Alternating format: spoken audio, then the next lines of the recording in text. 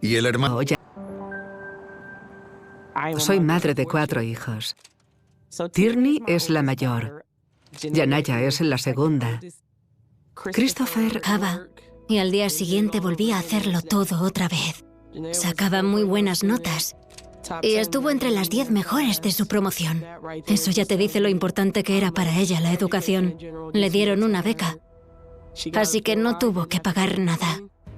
En el verano de 2005, Yanaya terminó su primer año en la Universidad Estatal de Ohio. Y cuando su hermano pequeño, Donnell, tuvo un torneo de baloncesto, fue a animarle. Tierney, Yanaya y yo fuimos a ver jugar a Donnell. En algún momento del torneo, Yanaya vio a un chico jugando en uno de los partidos. Y encontraron un momento para presentarse, intercambiar números o lo que se hiciera en ese momento. Entonces vino a verme y me dijo: he conocido a un chico, es muy mono, lleva rastas y me gusta mucho. Llevamos quedando un tiempo y yo le dije: vale, ¿y quién es? Y me contó que se llamaba Roy. En ese momento teníamos 19 años. Ella sabía que todavía estaba en el instituto, pero creo que pensaba que ya estaba en el último curso a punto de graduarse. Al final, das a la gente el beneficio de la duda y sigues adelante. Pero ella estaba totalmente colada por él. En ese momento, Roy vivía con su padre y con su abuela paterna, que era quien lo había criado. Le gustaba mucho el deporte, jugaba al baloncesto y al fútbol americano, pero donde de verdad destacaba era en el fútbol americano. Tenía bastante éxito a nivel local, así que se entendía que su familia pensara que podía llegar a tener una carrera universitaria e incluso a nivel nacional. Tenía talento. En 2006, a pesar de la diferencia de edad, Roy y Yanaya se convirtieron oficialmente en pareja.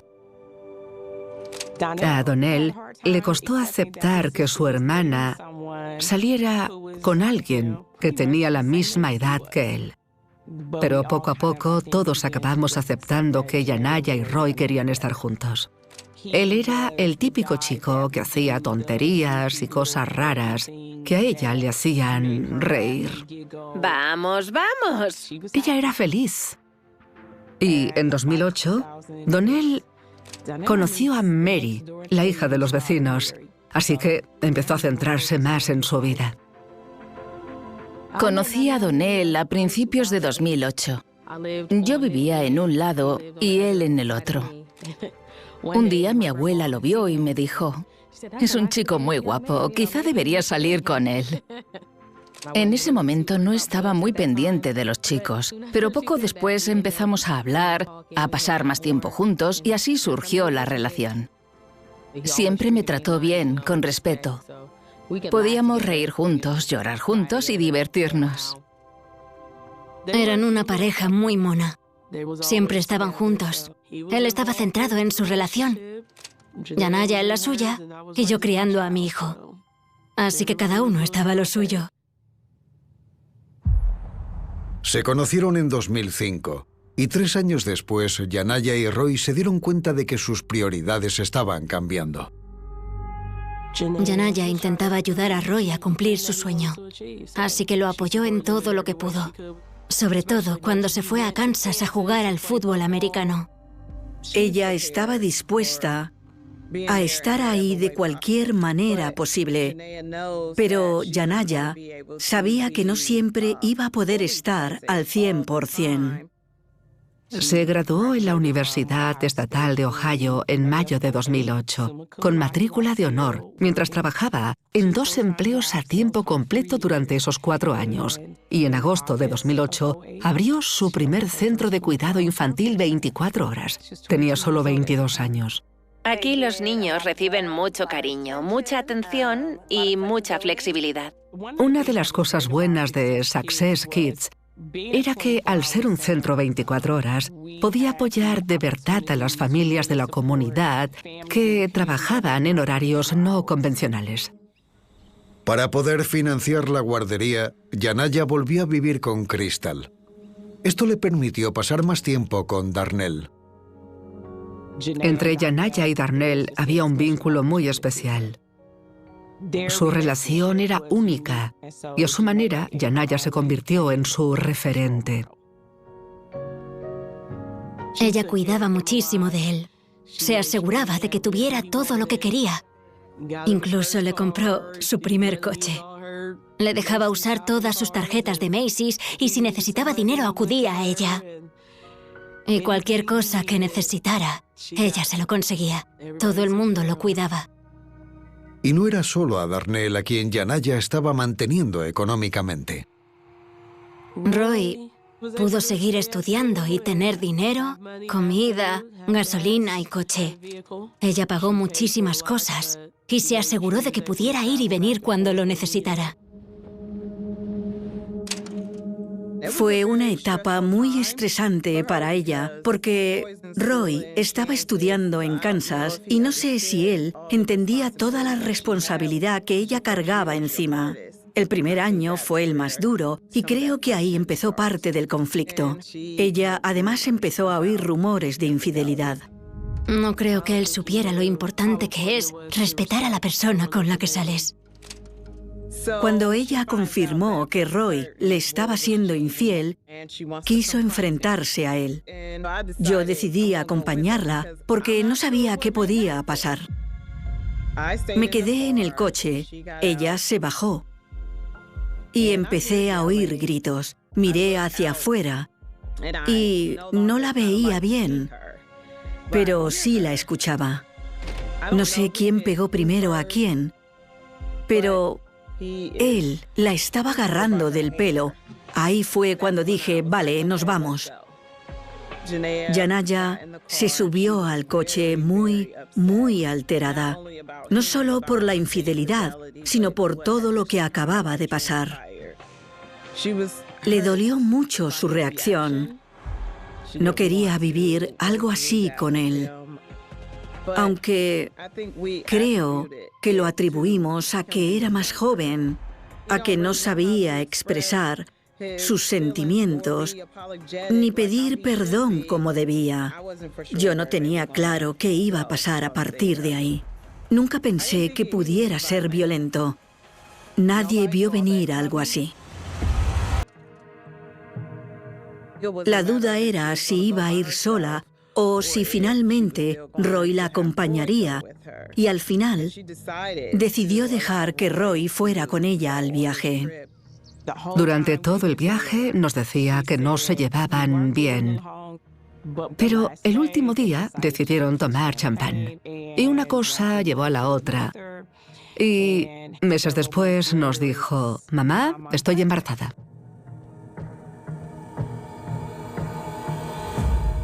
Aquello fue, sin duda, un punto de inflexión. Iban a ser padres.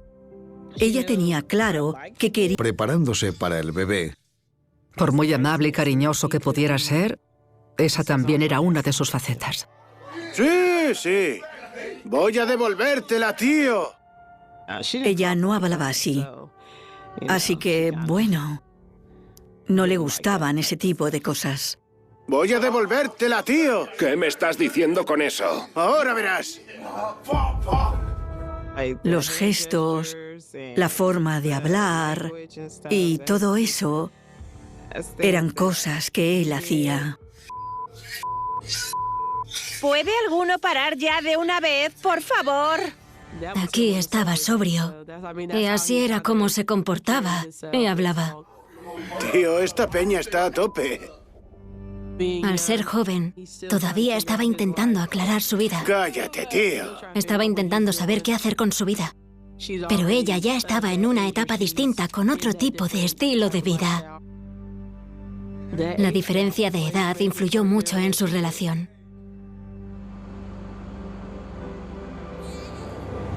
En febrero de 2010, Yanaya y Roy dieron la bienvenida al mundo a Roy Jr. Todos estábamos ilusionados y felices de verlos convertirse en padres. Papá. Es tu primera vez ante la cámara. Pero al principio eran solo ella y el bebé, porque Roy estaba fuera estudiando. Dale un beso a mamá. Ella lo apoyó en todo. Le pagó los estudios para asegurarse de que pudiera cumplir su sueño de jugar al fútbol americano universitario. ¡Ay, mi bebé precioso! Pero él no la ayudaba en nada con Roy Jr. Di adiós. Yanaya empezó a decir que Roy estaba siendo muy egoísta. Ella cargaba con un montón de responsabilidades. Además del niño, se encargaba de su negocio. Pero Yanaya se estaba labrando un nombre muy importante porque ya estaba trabajando en su segundo centro. El éxito de las guarderías vino de una necesidad real en la comunidad. Y en cuestión de un par de años, había un centro infantil 24 horas en cada zona de la ciudad. contrató a muchísima gente, a muchos familiares. Si tenías edad para trabajar, siempre intentaba ofrecerte algún empleo. Y Darnell fue el siguiente. Después del instituto, Darnell no tenía claro si quería seguir estudiando. Siempre estaba cambiando de idea. Yanaya era muy resolutiva y le decía, ¿no tienes trabajo? Pues aquí en la guardería hay de sobra. Sí, así fue. Yanaya solo quería asegurarse pañero para Mary. Lo despidió varias veces. Se enfadaba porque siempre llegaba tarde o porque usaba la tarjeta y gastaba de más. Así que, a su manera, intentaba echarlo para darle una lección. Pero luego le daba pena y volvía a darle el trabajo. Estuvo un tiempo trabajando con los niños. Cuando ella vio que eso no funcionaba, lo pasó a la oficina y ahí encajó mejor. De hecho, estaba contento porque allí le pagaban más y le daban más responsabilidad. Rompe esto. No empieces. Pregúntale si está pensando en Roy. ¿Estás pensando en Roy? Sí. ¿Sí? Sí. Pero como la compra y toda la responsabilidad recaían únicamente en ella y en su negocio, creo que no involucró demasiado a Roy. Era deportiva. Siempre que podía volvía a casa para estar con Yanaya y con su hijo. Ahí fue donde empezaron las discusiones y las peleas. Roy la menospreciaba, diciéndole que no era buena madre, que le importaba más el éxito que la familia, porque pasaba demasiado tiempo trabajando. Todo eso le dolía muchísimo. No podía hacerle daño con palabras. ¡Vamos! ¡Vamos, equipo! Se puede apreciar cierta falta de respeto. Él está pendiente de entender Que había visto a Roy por ahí con otra chica o hablando con otra chica. Y lo entiendo porque era su hermana. Él era muy protector con ella. Pensaría, soy su hermano, es mi responsabilidad. Yo le decía, eso es cosa de ellos. Deja que lo arreglen entre ellos. A veces rompían, pero siempre acababan volviendo juntos. Cariño, ¿qué estás haciendo? 7 meses después del nacimiento de Roy, su padre regresó a Ohio para continuar con su carrera deportiva en la Universidad de Urbana. Ella esperaba un cambio con la mudanza a Urbana, porque estaba mucho más cerca, pero al final fue más bien una decepción, porque el problema ya no era la distancia solamente. Ella le creó una vida muy cómoda, en la que podía sacar dinero con la tarjeta y nunca la rechazaban. Pero él no veía que eso conllevaba una quedó simplemente porque quería que sus hijos tuvieran a su madre y a su padre en casa. ¿De qué vas, Roy? ¿Di truco o trato? Truco o trato. ¡Truco, truco! Di feliz Halloween. Creo que los dos intentaron durante mucho tiempo que eso funcionara. Se te ha caído el gorro, Roy. ¿Dónde está? ¡Papá! En ese momento, empezó a gastar más dinero para hacerle sentir bien. Y creo que, en ocasiones, él no la valoró. Darnell empezó a sentir que Roy se estaba aprovechando económicamente con muchas de las decisiones que él tomaba. Le miraba los extractos de la tarjeta y le decía, ¿qué compraste en la casa de empeños para gastar $4.000? Y él respondía, bueno, compré joyas para mí y para mi hermano. O me compré un arma. Por muy gracioso y bromista que fuera, su humor podía cambiar de repente. Y su preocupación constante era que Roy tenía mal genio y que hiciera alguna tontería que lo llevara a la cárcel. Voy a devolvértela, tío.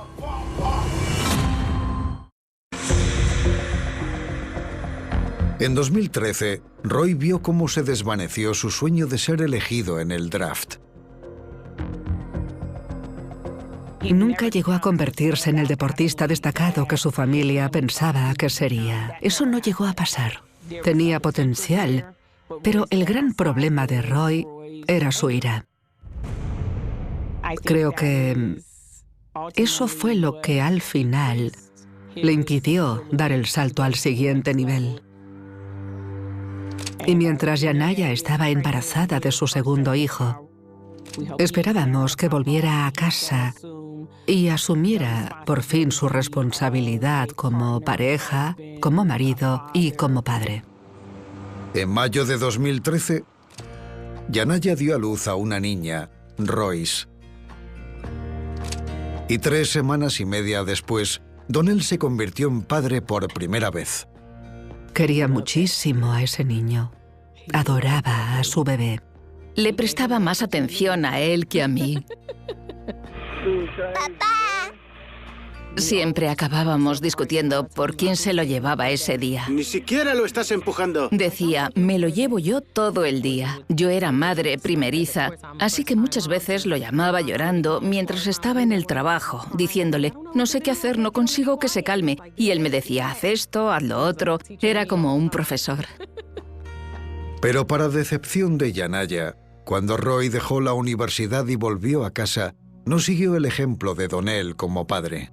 Yanaya le decía, voy a salir esta noche con las chicas y tú te quedas con los niños. Llamaba para ver cómo iban las cosas. Pero Roy se había ido a algún sitio o había llevado a los niños a la guardería o a casa de su padre. Y ella le decía, eso no es ser responsable. Así que Yanaya contrató a una niñera porque le resultaba imposible gestionarlo todo sola. No podía confiar al 100% en Roy para cubrir esas carencias. Creo que Yanaya empezó a pensar que debía integrarlo más en el negocio. Era su forma de darle la oportunidad de convertirse en alguien responsable. Al principio parecía funcionar, pero luego volvía a ser lo mismo. Llegó a un punto en el que era como decirle, no eres mi hijo. Tienes que empezar a cargar tú también con parte del peso. Intentaba que asumiera un papel más importante tanto a un nivel económico como dentro del matrimonio y de la casa. Pero a Roy le costaba asumir sus nuevas responsabilidades económicas y la tensión acabó estallando en casa. A partir de ahí, empezó a descontrolarse. Me llegaban historias de que golpeaba las paredes, daba patadas a la puerta y cosas así. Empezamos a oír hablar de enfrentamientos físicos que habían tenido en público, situaciones en las que él pensaba que ella había dicho o hecho algo inapropiado que lo había dejado en evidencia. Me preocupaba todo lo que ella podía perder si seguían por este camino. Yanaya decía, no puedo vivir así. Tengo muchas cosas a mi favor y aún así no soy feliz. Si eso significa que no estemos juntos y que criemos a los niños por separado, entonces estoy preparada para dar ese paso. En agosto de 2014, Roy abandonó el hogar familiar. Roy vivía en unos apartamentos un poco más abajo de mi calle. No estaba aislado, simplemente sabíamos que ellos estaban pasando por una situación complicada y que eso era cosa suya. Un mes después, Yanaya presentó la demanda de divorcio. No creo que él pensara de verdad que eso fuera a pasar. Creo que lo vio como otra de esas veces en las que Yanaya decía algo que no iba a cumplir y que en unos días o un par de semanas estarían otra vez juntos. Él seguía trabajando con nosotros. No fue como si ella le hubiera dicho: estás fuera, estás despedido, no vas a trabajar más con nosotras, búscate la vida. Pero tampoco tenía acceso a sus tarjetas de crédito ni a nada de eso. En ese momento ella le dijo: tienes que apañártelas con el sueldo que estás cobrando, y eso supuso un cambio de vida enorme. Todas sus joyas, sus armas y sus piezas de coleccionista pasaron a ser cosas de las que tenía que deshacerse para asumir sus responsabilidades.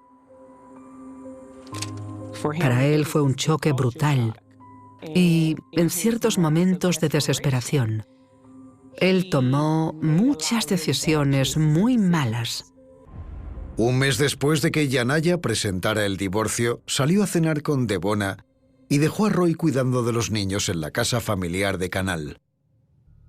Estaba escribiendo una carta a su hermano y creo que no puso el nombre. Mientras estaba fuera, revisamos sus cosas y encontramos la carta que había empezado a escribir. Él la llamó y la amenazó. Dio por hecho que le estaba escribiendo a otro hombre. Le pregunté si estaría bien al volver a casa y me dijo: sí, creo que estaré bien. Esa misma noche me llamó y me dijo que tenía muchísimo miedo, porque él estaba comportándose de una forma bastante agresiva. Me dijo: menos mal que cambié el código de la puerta. Y yo le pregunté: ¿qué crees que habría pasado? Y ella respondió: no lo sé, pero no tengo un buen presentimiento. Mientras Yanaya soportaba a Roy, Donnell sorprendió a Mary. Era San Valentín o justo el día después. Fuimos a una joyería del centro. Y me dijo: elige el anillo que quieras, ¿cuál te gusta? Yo le pregunté: ¿qué estás tramando? Y él respondió: dijiste que me dejarías cuando cumplieras 21 si no me casaba contigo, y no quiero perderte ni estar sin mi hijo, así que quiero que seamos una familia. Un mes después, Roy decidió seguir los pasos de Donnell e intentar demostrarle su compromiso a Yanaya. Roy vino a hablar conmigo y me dijo: ¿crees que si le organizo una fiesta de cumpleaños a Yanaya vendrá? Y yo le dije que sí.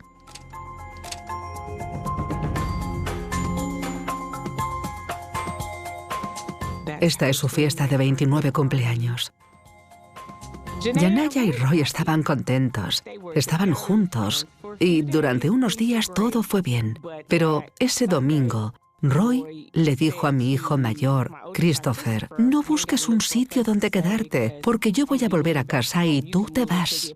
Pero Yanaya fue tajante y le dijo que eso no iba a pasar. Y él la miró como diciendo: sabes que voy a volver a casa. Al día siguiente fui a su casa y muy tranquila me dijo: mamá, va a obligarme a pedir una orden de alejamiento. Al día siguiente, el 1 de abril, la oficina estaba cerrada. Teníamos programada una formación. Íbamos a estar Yanaya, Tierney, Donnell, Roy y yo. Pero Yanaya dijo: él no viene. Estoy deseando que este divorcio se termine ya. Así que empezamos la sesión. A las 11:30 nos tomamos un descanso para comer. Tierney y yo nos fuimos, y Yanaya y Donnell iban a salir fuera. El hecho de que nos separásemos solo a un par de manzanas es por lo que estoy aquí hoy.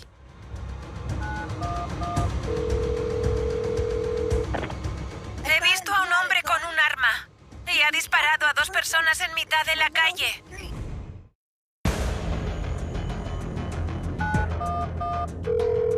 «911, ¿cuál es su emergencia?» Hay un hombre que acaba de disparar a 2 personas en Parsons. Ahora mismo está inclinado sobre uno de ellos. Se está escondiendo detrás de un Camaro plateado. Dos agentes de paisano que circulaban por Parsons Avenue presenciaron un tiroteo. Está a punto de dispararnos. Necesitamos refuerzos, señor. El sospechoso que ha disparado a 2 personas está detrás de un coche. Lo tenemos controlado. Tiene que enviar un 10-3. Hay agentes yendo hacia allí. ¿Hay algún policía herido? Todavía no. Envía refuerzos. Estaba llevando a mi compañero de vuelta a la comisaría para recoger su coche patrulla cuando escuchamos una llamada de alerta por la radio. Cuando quise reaccionar, estábamos en medio del tiroteo. Vi a un hombre desplomado sobre el volante en el aparcamiento de una guardería y a una mujer boca abajo en medio de la calle. Y el tirador estaba de espaldas a mí. Parecía que estaba rebuscando dentro del coche o haciendo algo con el hombre que estaba encorvado sobre el volante. Mi primer pensamiento fue, tengo que detener a este tipo antes de que entre en la guardería. Empezó a girarse y a centrar su atención en nosotros. Entonces vi el arma. En cuestión de segundos, intentábamos entender lo que estaba pasando. Yo pensaba, ¿qué tiene detrás si tengo que disparar? ¿Dónde acabarán esas balas? Si él dispara, ¿a dónde van a ir esos disparos? Le dimos órdenes claras en voz alta de que soltara el arma. Nos miró y dijo, vais a tener que matarme.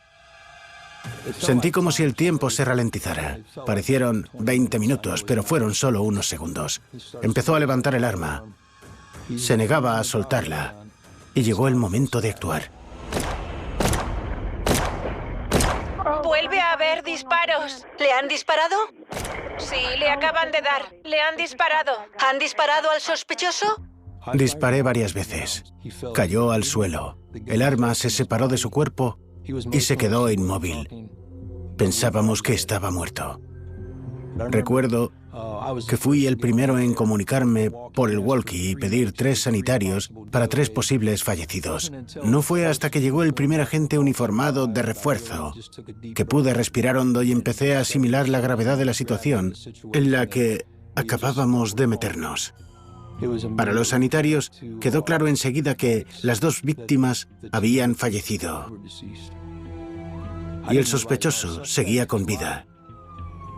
Los sanitarios intentaron salvar al sospechoso mientras los agentes aseguraban la zona. Como habíamos estado implicados en un tiroteo con intervención policial, nos apartaron con bastante rapidez y entraron agentes de refuerzo para acordonar la escena y asegurarse de que nadie tocara nada. Después llegó la unidad de inspección ocular, que trabajó el perímetro interior y recogió el arma. Tomaron muestras, localizando dónde habían acabado los disparos, tanto los suyos como los nuestros. Y haciendo fotografías, intentábamos averiguar qué había pasado exactamente allí. A medida que la gente se acercaba, la noticia del incidente empezó a correr. Tierney y yo estábamos entrando en un restaurante de comida rápida y me sonó el teléfono. Miré la pantalla y vi que era una empleada que estaba cubriendo la clase de Roy. Gritaba que Roy acababa de disparar y matar a la señorita J y al señor D. La señorita J y el señor D era como el personal llamaba cariñosamente a Yanaya y a Donnell. Le pregunté, ¿qué está pasando? Y ella solo decía, conduce, conduce, mientras repetía, acaba de disparar a mis niños. Yo intentaba llegar lo más rápido posible, y cuando salimos al final del callejón, vi a Yanaya tendida en mitad de la calle. El cuerpo de Yanaya estaba boca abajo, en un charco de sangre. Había cinta policial amarilla, coches de policía y un montón de gente alrededor. Intentábamos entender qué estaba pasando cuando la policía nos escoltó y nos metió en la parte de atrás de un coche patrulla. Yo no llegué a ver a Donnell. Lo único que sabía es que estaba dentro del coche. Solo escuché por la radio cómo confirmaban que ambos habían fallecido. Por la manera en la que estaba colocado el coche de policía, podía ver el cuerpo de Yanaya tirado en la calle. No era capaz de asimilar lo que estaba pasando. Mientras Crystal y Tierney intentaban entender qué había pasado, los sanitarios trasladaron a Roy, herido, al hospital. Disparar a Donnell, que no tenía nada que ver con todo esto, no tenía sentido. Fue totalmente injustificado. Creo que lo mató solo por estar allí. Hablamos con Crystal y nos explicó con franqueza que había problemas. Yanaya estaba intentando divorciarse de Roy y había habido amenazas y un tira y afloja constante, porque ella quería romper y él no. Ese fue el factor clave que lo desencadenó todo. El fiscal James Lowe empezó a reconstruir cómo se habían desarrollado los hechos. No había, en absoluto, un vídeo claro ni perfecto de todo el crimen. Por eso los vídeos de vigilancia y los testigos son tan importantes en conjunto. El testigo puede dar contexto a las imágenes y enseñarte cosas que no sabes que estás viendo, a menos que hubieras estado allí. Dime exactamente qué viste.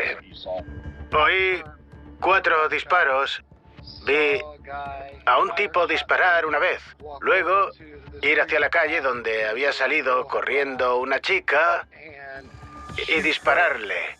Y después, volver corriendo y disparar a alguien dentro de un coche. Dices que la disparó. ¿Cuántos disparos crees que efectuó? 2. ¿Disparó contra los agentes? Sí, y hubo fuego de respuesta. No fue que Donnell se bajara del coche y acabaran discutiendo, como si se hubiera enfadado y hubiera perdido el control. Fue una ejecución. Estamos ante un doble homicidio, a plena luz del día y con varios testigos. Había un sospechoso y nos dijeron que en principio iba a sobrevivir. Siempre intentas entender el porqué. Así que la policía trató de interrogarlo para saber en qué estado mental estaba y qué le llevó a hacer algo así sin que hubiera ninguna provocación. Pero Roy ejerció su derecho a no declarar y pidió un abogado. Sabíamos que teníamos al culpable porque fue abatido en el lugar. Teníamos declaraciones de testigos y grabaciones desde distintos ángulos. Pero necesitábamos más información. Los agentes investigaron los movimientos de Roy el día de los asesinatos e hicieron un descubrimiento inesperado. Descubrimos que había estado yendo a casas de empeños y armerías, intentando conseguir un arma. Y cuando no lo logró, apareció con una pistola a la que le habían borrado el número de serie. No sé cuándo consiguió el arma, pero todo apunta a que al menos ese día estuvo planificando lo que iba a pasar. Sabía dónde estaba Yanaya. Sabía dónde se encontraba la mayor parte de la familia. Se bajó del coche y empezó a disparar sin más. No hubo ningún hecho intermedio. Pensó, voy a ir allí a matar a estas personas. Y eso fue lo que hizo. Los agentes no fueron acusados de actuación indebida y tenían pruebas de que él había planeado el ataque. Aún así, intentaban entender por qué Donnell fue la primera víctima. Era alguien que se sentía agraviado. Y creo que Roy temía que Donnell saliera del coche e interfiriera mientras asesinaba a su mujer. Por eso se colocó delante y bloqueó el vehículo. Donnell era, a mi juicio, un espectador inocente. No era el verdadero objetivo. Ese día salí a comer y recibí la llamada de una de las hermanas de Roy, que trabajaba en la guardería. Me dijo, han disparado a Donnell y a Yanaya. Se notaba el pánico en su voz. Me dijo, ve directamente al hospital. Luego me llamó Crystal y me dijo, siéntate. Yo le dije, no, dime qué está pasando. Y me dijo, se ha ido. Y sentí que...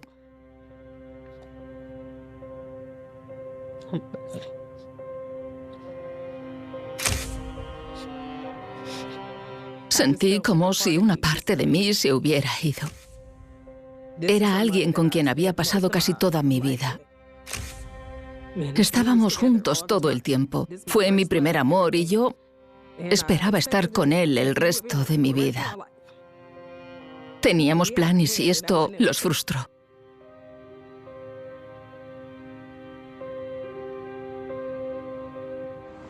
Mientras la familia intentaba asumir su dolor, Roy se enfrentaba a la justicia. Fue acusado de 2 cargos de asesinato agravado, con premeditación, además de agravantes que permitían solicitar la pena de muerte por matar a 2 o más personas. Pero para desesperación de la familia, la defensa de Roy alargó el proceso judicial. Durante 3 años se declaró inocente.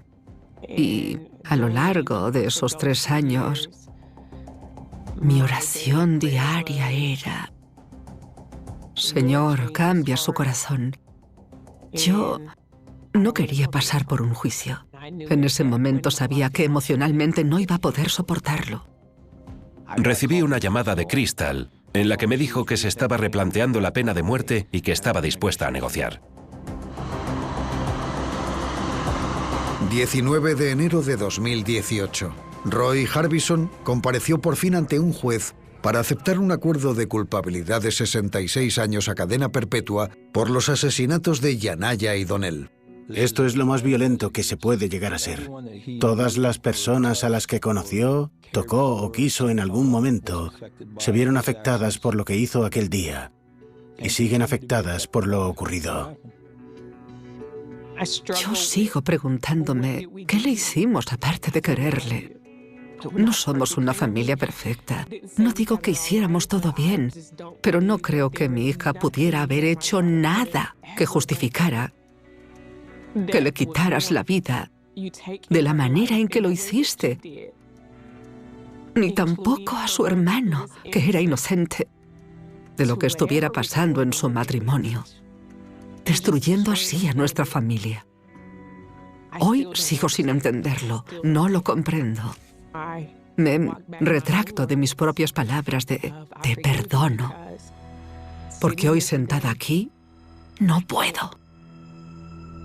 No puedo perdonarle por unos actos que han cambiado nuestras vidas para siempre. ¡Cariño! Yanaya era una madre entregada. Alguien que intentaba provocar un cambio positivo en la comunidad. Fue una pionera incluso antes de saber que lo era. Donnell era solo un chico muy joven y cariñoso. Un gran padre. Alguien que aún estaba buscando su propósito. La vida probablemente sería muy distinta si hoy siguieran aquí.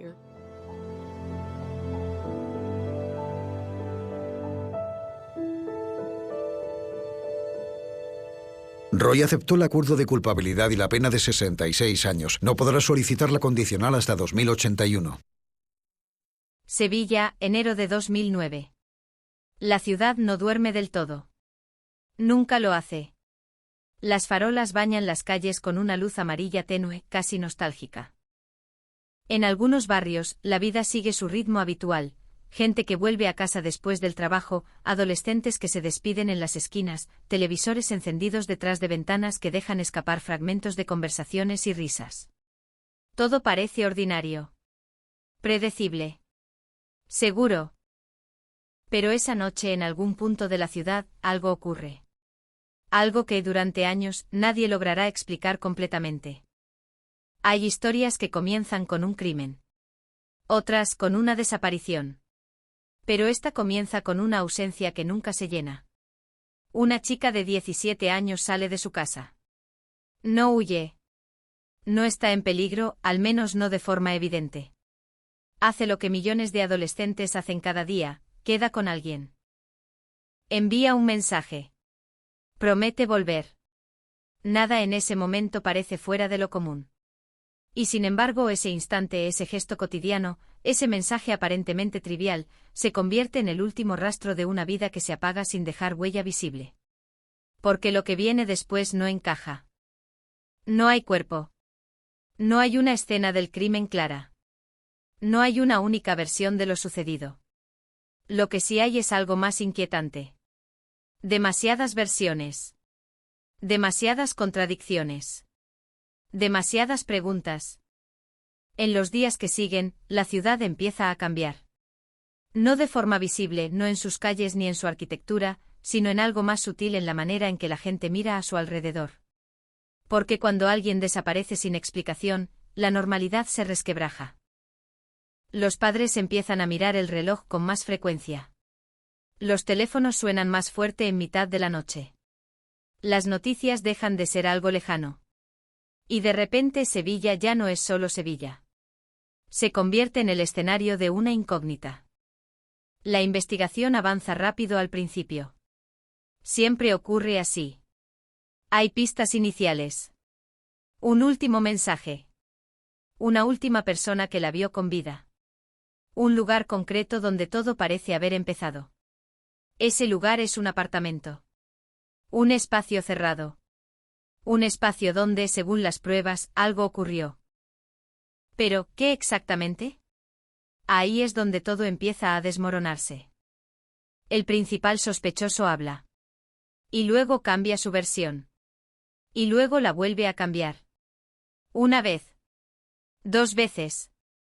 3 veces. Cada relato es distinto. Cada relato modifica piezas esenciales. ¿Quién estaba allí? ¿Qué ocurrió? ¿Cómo terminó todo? En un caso normal, las contradicciones ayudan a encontrar la verdad. Aquí hacen exactamente lo contrario. La ocultan. Imagina por un momento que intentas reconstruir un puzzle. Pero cada vez que colocas una pieza, alguien cambia su forma. Eso es lo que enfrentan los investigadores. No solo buscan respuestas. Buscan estabilidad en un relato que no deja de moverse. Y mientras tanto hay algo que falta. Siempre falta. El cuerpo. En los casos de homicidio, el cuerpo no es solo una prueba. Es una historia en sí misma. Habla. Revela. Explica lo que ocurrió cuando nadie más pudo hacerlo. Pero en este caso el cuerpo no aparece. Y sin él, todo se vuelve más difícil. Más ambiguo. Más incompleto. La búsqueda se extiende. Ríos. Vertederos. Terrenos abiertos. Cada lugar es examinado con la esperanza de encontrar algo. Una señal. Un indicio. Un final. Pero no hay nada. Solo silencio. Un silencio que pesa más con cada día que pasa. Y ese silencio no afecta solo a la investigación. Afecta sobre todo a quienes esperan. Porque hay una diferencia profunda entre perder a alguien y no saber dónde está. La ausencia sin respuesta no permite cerrar nada. No hay despedida. No hay lugar donde llevar flores. No hay certeza. Solo una pregunta constante, persistente, casi insoportable. ¿Dónde está? Con el paso del tiempo, el caso deja de ser solo un expediente policial. Se convierte en algo más. Un símbolo. Un punto de tensión entre lo que se sabe y lo que nunca se podrá probar. Porque a pesar de las confesiones, a pesar de las pruebas, a pesar del juicio, la historia nunca se completa del todo. Y eso es lo que hace que este caso sea distinto. No es solo un crimen. Es un vacío. Un vacío construido a partir de contradicciones. De versiones incompatibles. De decisiones que incluso años después siguen siendo cuestionadas. Porque cuando no hay una verdad clara, la duda se instala. Y la duda no desaparece. A lo largo de esta historia, escucharemos testimonios. Revisaremos los hechos conocidos. Seguiremos el recorrido de una investigación que intentó, una y otra vez, reconstruir lo ocurrido. Pero también nos enfrentaremos a sus límites. A los puntos donde la lógica se rompe. A los momentos en los que la realidad deja de ser verificable y se convierte en hipótesis. No hay una única narrativa. Y eso es precisamente lo que inquieta. Porque en el centro de todo esto no hay solo un crimen sin resolver completamente. Hay una persona. Una vida. Una historia que se interrumpe de forma abrupta. Y que hasta hoy sigue sin tener un cierre definitivo. En Sevilla, las noches siguen siendo tranquilas. Las farolas siguen iluminando las calles. La vida continúa. Pero hay historias que permanecen. Historias que no se disuelven con el tiempo. Historias que se quedan suspendidas esperando una respuesta que quizá nunca llegue. Esta es una de ellas. La historia de una desaparición que se convirtió en un caso nacional. De una investigación marcada por contradicciones. De una verdad fragmentada. Y de una pregunta que sigue abierta. ¿Qué ocurrió realmente aquella noche? ¿Quién estuvo allí? ¿Y por qué, después de tantos años, sigue sin aparecer lo más importante? Porque a veces el misterio no está en lo desconocido, sino en lo que, aun habiendo sido contado, nunca termina de encajar. Y esta historia está llena de piezas que no encajan. Bienvenidos. Antes de los titulares. Antes de las ruedas de prensa. Antes de que su nombre se convirtiera en un símbolo repetido en televisión y periódicos. Había una vida. Una vida que no estaba definida por un caso judicial, ni por una investigación, ni por la incertidumbre. Una vida que, como tantas otras, estaba hecha de rutinas simples, de planes a corto plazo, de relaciones cotidianas. Esa vida era la de Marta del Castillo Casanueva. Una adolescente en un mundo ordinario. Marta tenía 17 años. Esa edad en la que todo parece estar en construcción. Niñez y adultez se superponen, y cada día trae consigo una mezcla de independencia y dependencia. Había una normalidad en su vida que no llamaba la atención. No era una figura pública, no estaba envuelta en conflictos conocidos, no vivía al margen de su entorno. Era, en esencia, una adolescente más en una ciudad como Sevilla. Su vida giraba en torno a lo que suele definir esa etapa. La familia, los amigos, las conversaciones interminables, los mensajes de texto, las salidas, las decisiones pequeñas que en ese momento parecen enormes. Nada en su entorno inmediato hacía prever lo que ocurriría. El entorno familiar. La familia de Marta formaba parte de ese entramado silencioso que sostiene la vida diaria. Un hogar donde había reglas, preocupaciones, afecto. Como en muchas familias, existía un equilibrio entre control y confianza. Marta tenía cierta autonomía, pero seguía siendo una menor. Había horarios, había expectativas, había esa vigilancia constante, no invasiva, pero presente, que define la relación entre padres e hijos en la adolescencia. Cuando una persona desaparece, ese contexto familiar cobra una dimensión distinta. Porque cada detalle cotidiano se convierte en una referencia. La última conversación. La última vez que alguien la vio salir por la puerta. El tono de voz. Las palabras exactas. Elementos que en su momento eran rutinarios, se transforman en piezas clave de memoria. Y esa transformación no es inmediata. Llega después. Cuando ya no hay vuelta atrás. Sevilla, una ciudad de contrastes. Para entender el caso es necesario detenerse en el lugar. Sevilla no es una ciudad homogénea. Como muchas ciudades europeas, conviven en ella realidades distintas, zonas históricas, barrios turísticos, áreas acomodadas y también barrios trabajadores donde la vida se desarrolla con menos recursos y más incertidumbre. El entorno en el que se movía Marta no era necesariamente peligroso en sí mismo. Pero sí era un espacio donde existían tensiones sociales, desempleo juvenil, dinámicas de grupo complejas, relaciones inestables. En estos contextos, las relaciones personales pueden adquirir un peso distinto. Las amistades, las parejas, los círculos sociales no siempre son lineales. Se entrelazan, cambian, se vuelven difusos. Y en ese entramado, a veces, aparecen figuras difíciles de interpretar. La relación con Miguel Carcaño. Una de esas figuras era Miguel Carcaño Delgado. La relación entre Marta y Carcaño había sido breve. No hay evidencia de una relación larga o profundamente consolidada. Era, más bien, un vínculo reciente, posiblemente inestable, como tantos otros que surgen a esa edad. Pero esa brevedad no la hace irrelevante. Al contrario. En muchos casos, las relaciones cortas son también las más opacas. No hay suficiente historia compartida para entender dinámicas profundas. No hay un registro claro de conflictos prolongados. Todo ocurre en un espacio reducido de tiempo. Y eso complica la interpretación. Un perfil inestable. Carcaño no encajaba en la imagen de estabilidad. Su entorno personal estaba marcado por cierta irregularidad. Relaciones sociales complejas. Amistades que no siempre eran transparentes.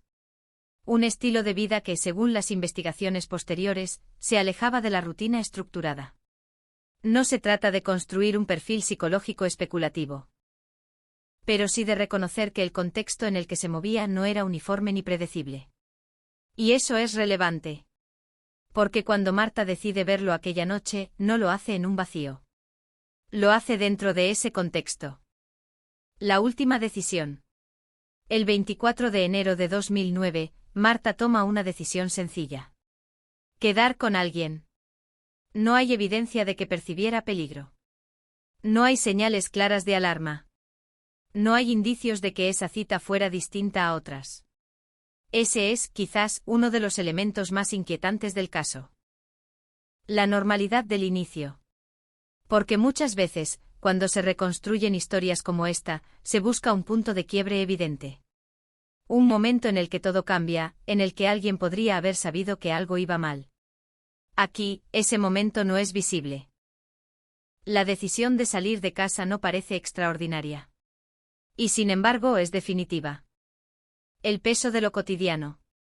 En retrospectiva, cada pequeño detalle adquiere una dimensión distinta. El mensaje enviado. La ropa elegida. La hora de salida. Pero en tiempo real, nada de eso destaca.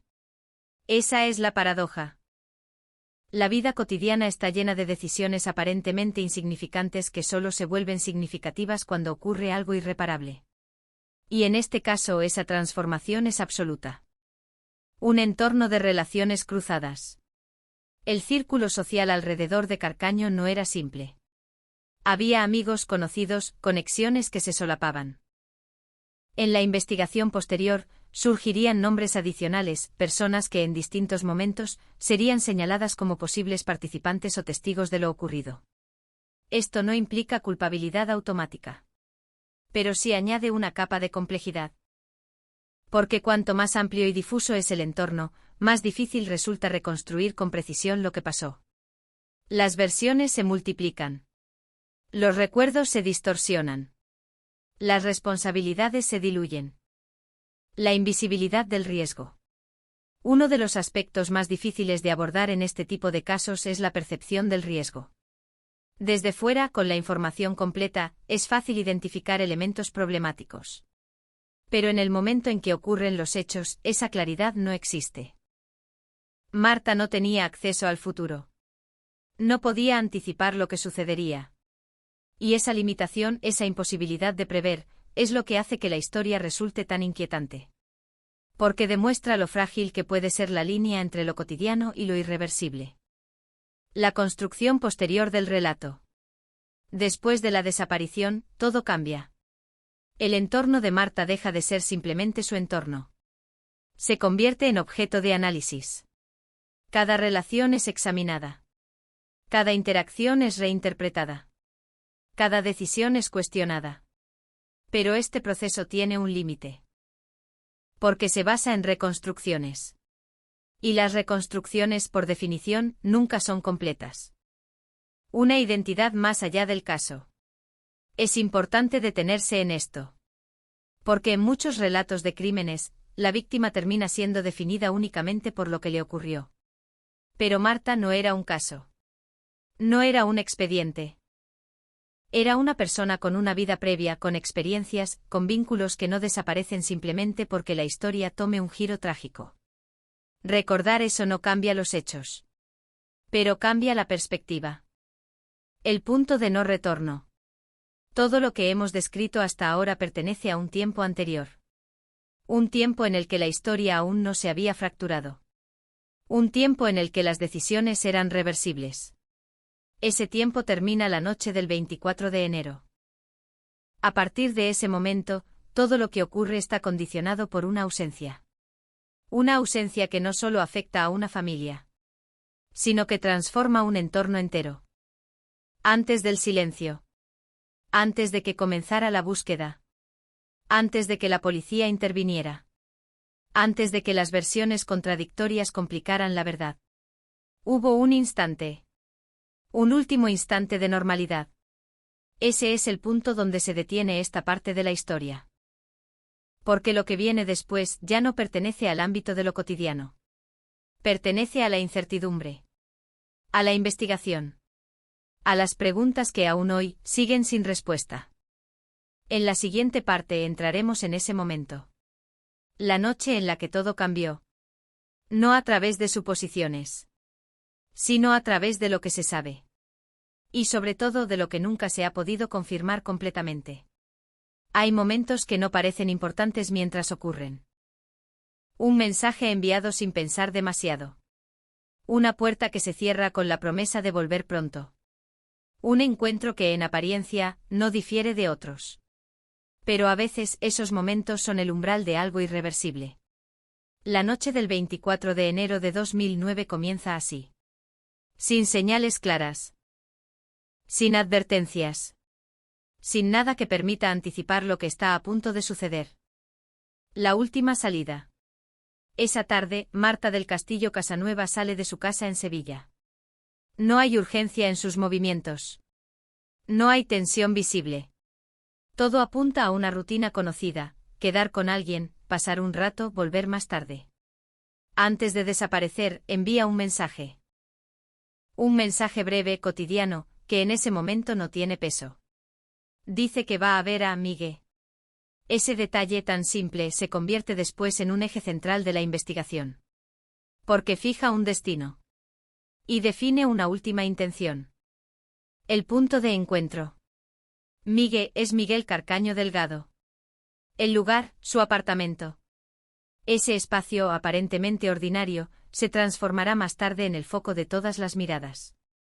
Pero en ese momento, no hay nada que lo distinga de cualquier otro lugar donde dos personas jóvenes se encuentran. No hay testigos que describan tensión al inicio. No hay evidencia de que Marta llegara con miedo. Lo que sí sabemos es que entró. Y que a partir de ese momento, la certeza comienza a desvanecerse. Dentro del apartamento. Aquí es donde la historia se fragmenta. No hay una narración única de lo ocurrido dentro de ese apartamento. Lo que existe son versiones. Versiones que cambian. Versiones que se contradicen. Versiones que en lugar de aclarar multiplican las dudas. Primera versión, una discusión. En su primera declaración, Carcaño describe una situación relativamente directa. Una discusión. Un conflicto que escala. Un acto violento que termina con la muerte de Marta. Según esta versión, todo ocurre en un momento de tensión. No hay planificación. No hay terceros implicados. Después el cuerpo es trasladado y arrojado al río Guadalquivir. Es una historia lineal. Tiene principio, desarrollo y final. Pero esa coherencia dura poco. Segunda versión, la presencia de otros. En otra declaración, la historia cambia. Ya no es un acto individual. Aparece otro nombre, Samuel Benítez. La narrativa se modifica para incluir la participación de una segunda persona. El manejo del cuerpo también cambia. La forma en que se deshacen de él deja de ser el río y pasa a ser otro lugar, un contenedor de basura. Este cambio no es menor. Introduce la posibilidad de una acción conjunta. Y con ello una nueva capa de complejidad. Tercera versión, violencia más extrema. En una tercera versión, la historia se vuelve aún más oscura. La violencia descrita es mayor. Se habla de agresiones múltiples. De una situación en la que Marta no solo es víctima de una discusión, sino de una agresión más grave. El número de implicados también parece ampliarse. Pero esta versión, como las anteriores, carece de confirmación definitiva. No hay pruebas concluyentes que la respalden completamente. Y eso la convierte en una posibilidad pero no en una certeza. El problema de las versiones. Cada una de estas narraciones presenta elementos distintos. Diferentes lugares para el cuerpo. Diferentes participantes. Diferentes secuencias de hechos. Y eso plantea un problema fundamental. Porque una investigación necesita estabilidad. Necesita puntos fijos. Aquí, esos puntos no existen. O al menos no son suficientes. Lo que sí está confirmado. En medio de la incertidumbre, hay algunos elementos que se consideran firmes. Marta estuvo en el apartamento de Carcaño. Eso no está en duda. También se sabe que después de entrar, no volvió a salir. No hay registros fiables de que abandonara ese lugar por sus propios medios. Ese dato por sí solo, ya es significativo. Pero no explica lo que ocurrió dentro. El tiempo como factor. Otro elemento clave es el tiempo. Las horas pasan. Y con cada hora que transcurre sin noticias, la situación cambia de naturaleza. Lo que comienza como una ausencia breve se convierte en una preocupación. Luego en alarma. Luego en algo más grave. Pero durante la noche del 24 de enero, ese proceso aún no ha alcanzado su punto crítico. En ese momento todavía es posible pensar que todo se resolverá. Que Marta volverá. Que no hay motivo real para temer lo peor. El silencio. Sin embargo, el silencio empieza a instalarse. No hay llamadas. No hay mensajes. No hay señales. Y ese silencio no es inmediato, pero se vuelve cada vez más evidente. En retrospectiva, ese es uno de los indicadores más claros de que algo no está bien. Pero en tiempo real, no siempre es interpretado así. La desconexión entre realidad y percepción. Lo que ocurre dentro del apartamento, sea cual sea la versión correcta, permanece aislado. Nadie fuera de ese espacio tiene acceso a esa realidad. Esa desconexión es clave. Porque permite que durante un tiempo el mundo exterior continúe como si nada hubiera pasado. Mientras tanto, en ese espacio cerrado, la historia ya ha cambiado para siempre. El momento irreversible. Hay un punto en toda historia criminal en el que ya no hay retorno. Un momento en el que las decisiones tomadas no pueden deshacerse. Ese momento existe en esta historia. Pero no sabemos exactamente cuándo ocurre. No sabemos si fue inmediato. No sabemos cuánto duró. No sabemos quién estuvo presente. Lo único claro es que a partir de cierto instante, Marta ya no puede volver. Después del hecho. Tras lo ocurrido, entra en juego otro proceso. El de la ocultación. Independientemente de la versión, todas coinciden en un punto. El cuerpo es trasladado. El objetivo es el mismo, evitar que sea encontrado.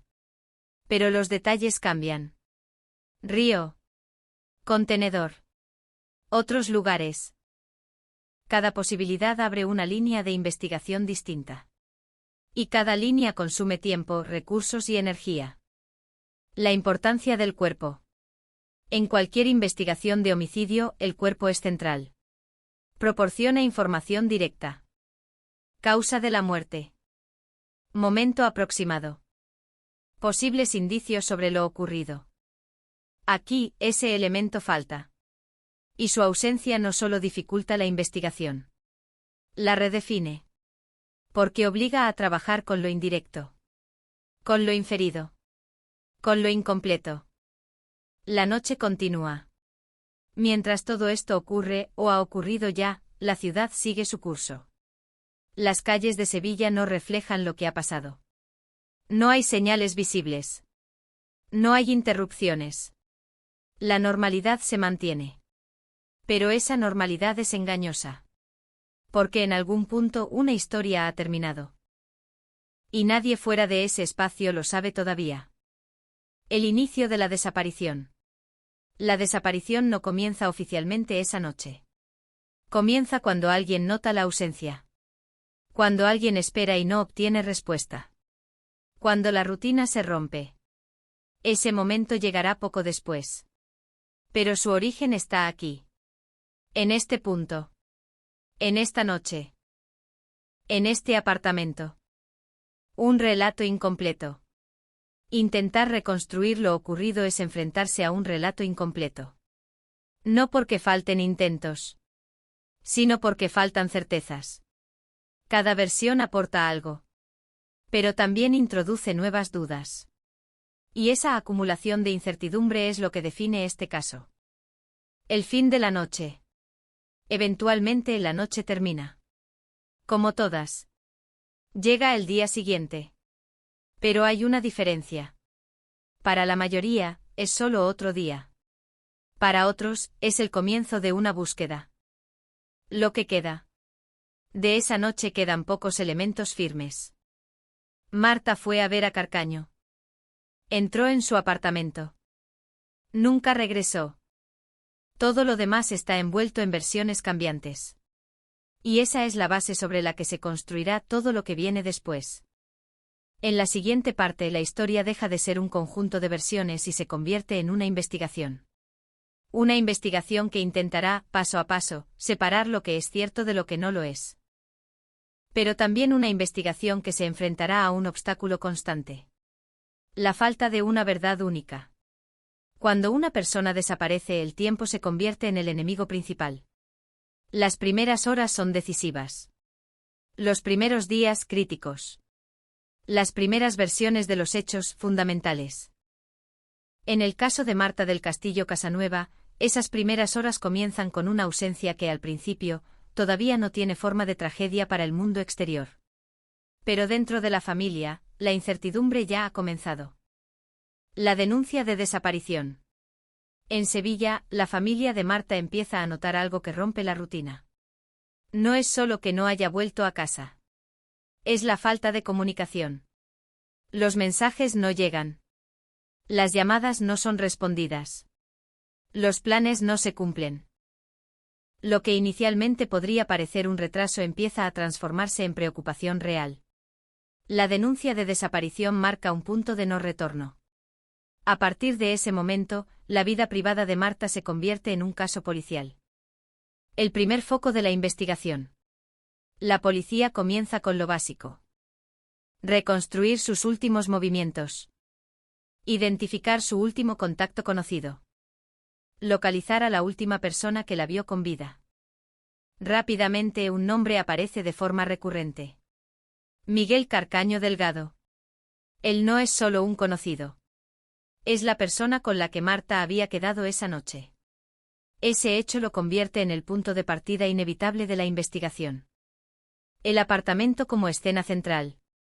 El apartamento de Carcaño se convierte en el foco principal.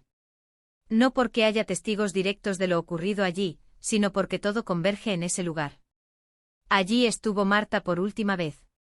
Allí comienza la reconstrucción. Los investigadores buscan señales. Restos biológicos. Rastros de limpieza. Huellas de actividad reciente. Y encuentran elementos relevantes. Se detecta presencia de sangre de la víctima en el interior del apartamento. También se observan indicios de limpieza posterior. Estos datos no cuentan una historia completa, pero sí sugieren que algo ocurrió allí que alguien intentó ocultar. El primer detenido y el primer relato. Carcaño es detenido. Y con la detención llega algo que marcará todo el caso. Su declaración. En un primer momento su relato es relativamente simple. Describe una discusión. Describe un desenlace violento. Y ofrece una explicación del destino del cuerpo, el río Guadalquivir. Este relato, aunque incompleto, proporciona una dirección inicial a la investigación. Pero no será el último. El inicio de las contradicciones. Poco después, la consistencia del relato empieza a romperse. Carcaño modifica su versión. Luego la vuelve a modificar. Y después, nuevamente. Cada nueva declaración introduce cambios sustanciales. Aparecen nuevos implicados. Cambian los lugares mencionados. Cambia la forma en que el cuerpo fue trasladado. Estas variaciones no son detalles menores. Son cambios estructurales. Y obligan a la policía a reconsiderar constantemente su hipótesis de trabajo. La incorporación de otros nombres. En versiones posteriores, surge otro nombre. Samuel Benítez. Su inclusión abre una nueva línea de investigación. Ya no se trata únicamente de un acto individual. Se introduce la posibilidad de participación múltiple. Esto complica la reconstrucción de los hechos. Porque obliga a determinar no solo qué ocurrió, sino quién estuvo presente en cada momento. El problema de la coherencia. En cualquier investigación, la coherencia entre testimonios es clave. Pero aquí ocurre lo contrario. Cada versión contradice la anterior en aspectos esenciales. El número de personas involucradas. El método de eliminación del cuerpo. La secuencia de eventos. Esto genera un problema crítico para los investigadores. No hay una narrativa estable sobre la que trabajar. La evidencia física. Mientras las declaraciones cambian, la evidencia material permanece como punto fijo. En el apartamento se encuentran rastros de sangre pertenecientes a Marta. También se identifican señales de limpieza posterior, lo que sugiere una posible tentativa de eliminación de pruebas. Estos elementos son importantes porque no dependen de la memoria o la intención de los implicados. Pero por sí solos no reconstruyen la totalidad de lo ocurrido. Solo confirman una parte del evento. La búsqueda del cuerpo. Con la información disponible, se inicia una búsqueda masiva. Los posibles destinos del cuerpo se amplían según las distintas versiones. El río Guadalquivir. Zonas de vertido. Áreas urbanas periféricas. Espacios abiertos en los alrededores de Sevilla. Cada hipótesis requiere recursos, tiempo y coordinación. Equipos de búsqueda recorren zonas extensas. Se revisan áreas de difícil acceso. Se emplean distintos métodos de rastreo. Pero el resultado es el mismo. No se encuentra el cuerpo. El impacto del vacío. La ausencia del cuerpo no es solo un problema técnico. Es un obstáculo emocional y legal. Para la familia, significa la imposibilidad de cerrar el duelo. Para la investigación, significa la falta de una prueba central. Y para el proceso judicial, introduce un nivel de incertidumbre constante. El papel de las declaraciones cambiantes. Con el paso del tiempo, las declaraciones de Carcaño se convierten en un elemento central del caso. Pero no por su claridad, sino por su inconsistencia. Cada nueva versión requiere reinterpretar todo lo anterior. Esto genera un efecto acumulativo. La investigación no avanza en línea recta, sino en espiral. Se revisan hipótesis ya descartadas. Se reabren líneas cerradas.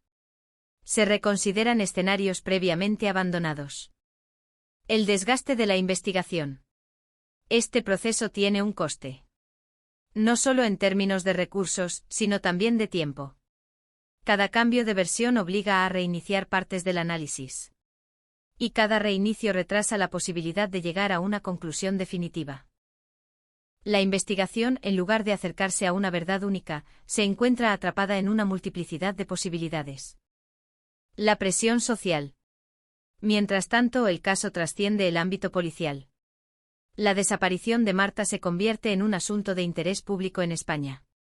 La atención mediática aumenta. La presión sobre las autoridades también. La sociedad exige respuestas. Pero las respuestas no llegan con claridad. El papel del tiempo en la distorsión de la verdad.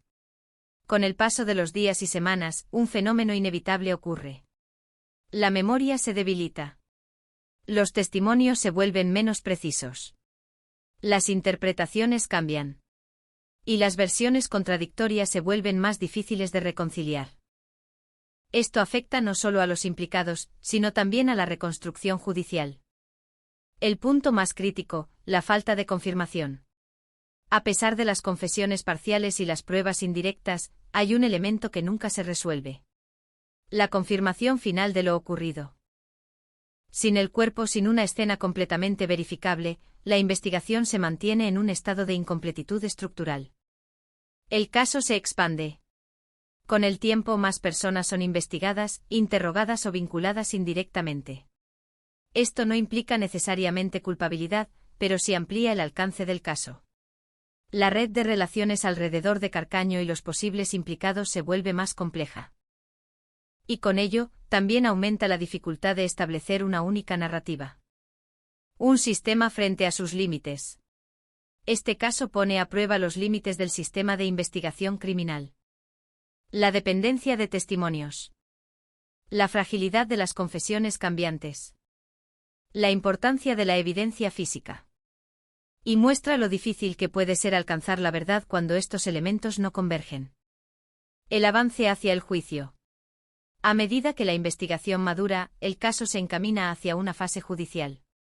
Las pruebas se consolidan. Las versiones se analizan en detalle. Y se intenta construir una narrativa lo suficientemente sólida como para sostener una acusación formal. Pero la incertidumbre persiste.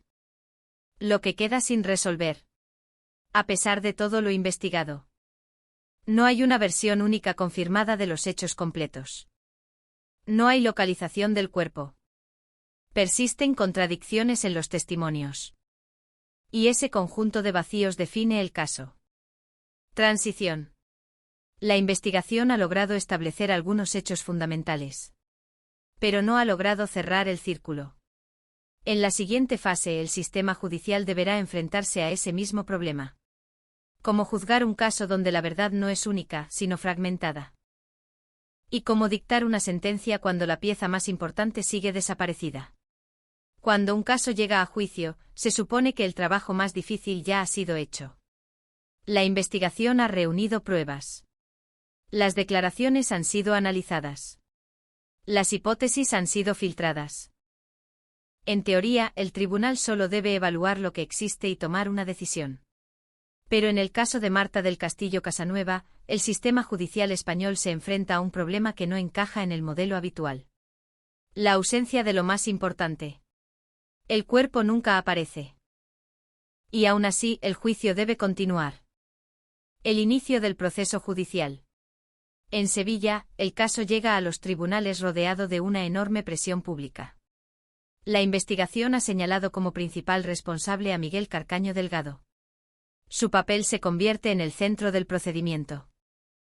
A su alrededor, otros nombres también aparecen vinculados en distintas fases de la investigación, aunque con grados de implicación distintos según las pruebas disponibles. El tribunal no solo debe determinar qué ocurrió. Debe también decidir cuánto de lo que se ha declarado es creíble. La dificultad central, juzgar sin cuerpo. En la mayoría de los casos de homicidio, el cuerpo es el eje del proceso judicial. Permite establecer causa de la muerte, hora aproximada del fallecimiento, coherencia entre pruebas físicas y testimonios. Aquí, ese elemento no existe. Esto obliga al tribunal a basarse en confesiones parciales, contradicciones del acusado, pruebas indirectas encontradas en el apartamento, análisis forense de rastros biológicos. Es un caso construido sobre fragmentos. Las confesiones como eje del debate.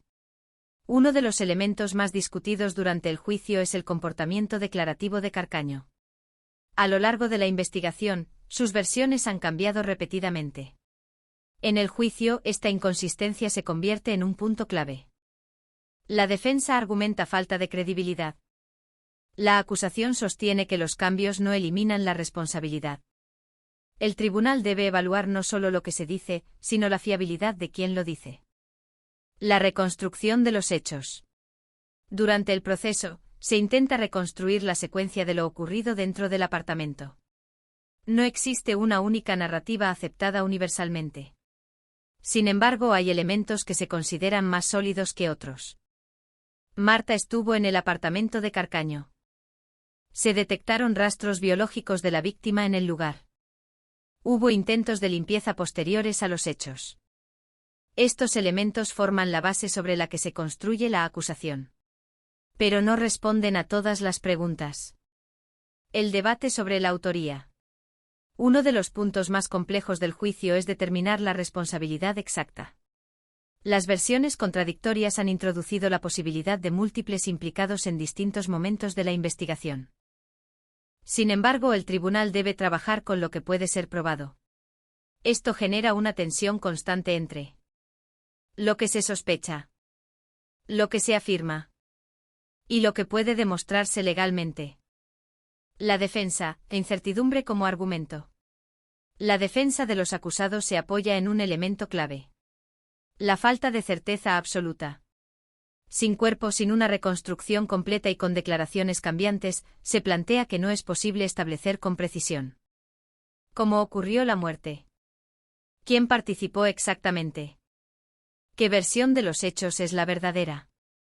Este argumento introduce una duda estructural en el proceso. La acusación, la coherencia de los indicios. Por otro lado, la acusación sostiene que aunque el relato no sea completo, los elementos disponibles apuntan en una dirección clara. Se apoyan en la presencia de sangre de Marta en el apartamento. La relación directa entre la víctima y el principal acusado. Las contradicciones constantes en las declaraciones. La imposibilidad de localizar el cuerpo a pesar de múltiples versiones. La tesis central es que la fragmentación del relato no elimina la responsabilidad, sino que la refuerza. El papel de la opinión pública. El juicio no ocurre en un vacío. La sociedad sigue el caso con atención. El hecho de que una joven haya desaparecido sin dejar rastro visible genera una fuerte carga emocional. Esto añade presión indirecta al proceso, aunque el tribunal debe mantenerse dentro de los límites estrictamente legales. La sentencia, 21 años de prisión. Finalmente el tribunal emite su decisión. Miguel Carcaño Delgado es condenado a 21 años de prisión. La sentencia reconoce su responsabilidad en la muerte de Marta, basándose en la combinación de pruebas forenses, indicios materiales y elementos consistentes de su propia declaración. Sin embargo, la resolución también refleja las limitaciones del caso. Las otras personas implicadas. En el proceso también aparecen otros acusados vinculados en diferentes momentos de la investigación. Algunos son absueltos. Otros reciben penas menores o no son condenados por falta de pruebas suficientes. Este resultado refuerza una de las características principales del caso. La dificultad de establecer con claridad la participación de cada individuo más allá del principal acusado. La ausencia que sigue presente. A pesar de la sentencia, el problema central permanece sin resolver. El paradero del cuerpo de Marta. No hay localización confirmada. No hay cierre físico del caso. Esto convierte la condena en un punto legal final, pero no en un cierre emocional ni investigativo completo. La reacción de la familia. Para la familia, la sentencia no representa una conclusión total. Existe reconocimiento de la condena, pero también una frustración profunda. La imposibilidad de recuperar el cuerpo. Sin ese elemento, el duelo permanece incompleto. No hay tumba. No hay despedida final. Solo una ausencia persistente. La tensión entre justicia y verdad completa. Este caso plantea una pregunta fundamental. ¿Puede considerarse completamente resuelto un caso en el que falta la pieza más importante? El sistema judicial responde desde la evidencia disponible. Pero la experiencia humana de la familia responde desde la ausencia. Y esas dos perspectivas no siempre coinciden. El impacto del caso en el sistema judicial. El caso de Marta se convierte en un referente dentro del sistema legal español. No por su claridad, sino por su complejidad. Expone dificultades como la dependencia de confesiones cambiantes, la limitación de pruebas sin cuerpo, la reconstrucción de hechos a partir de indicios fragmentados, un veredicto sin cierre total. La sentencia establece responsabilidad penal, pero no resuelve el misterio central. El tribunal puede determinar culpabilidad, pero no puede recuperar lo perdido. Y en este caso, lo perdido es irreemplazable. El final del juicio, el inicio de otra ausencia. Con la condena, el proceso judicial llega a su fin formal. Pero el caso no desaparece. Permanece abierto en otro sentido. El de la incertidumbre sobre lo que ocurrió exactamente después de la desaparición. Lo que permanece sin respuesta. Incluso después del juicio, persisten preguntas fundamentales. ¿Dónde está el cuerpo? ¿Cuál fue la secuencia exacta de los hechos? ¿Hubo más implicados de los que fueron condenados o absueltos? Estas preguntas no encuentran respuesta definitiva en la sentencia. Transición. El sistema judicial ha hablado. Ha establecido responsabilidad. Ha dictado una pena. Pero el caso no se cierra completamente. En la siguiente parte veremos lo que queda después de la justicia formal. El impacto humano, social y emocional de una historia que continúa sin tener un final completo. Cuando un caso judicial termina, el expediente se archiva. Los tribunales emiten una sentencia.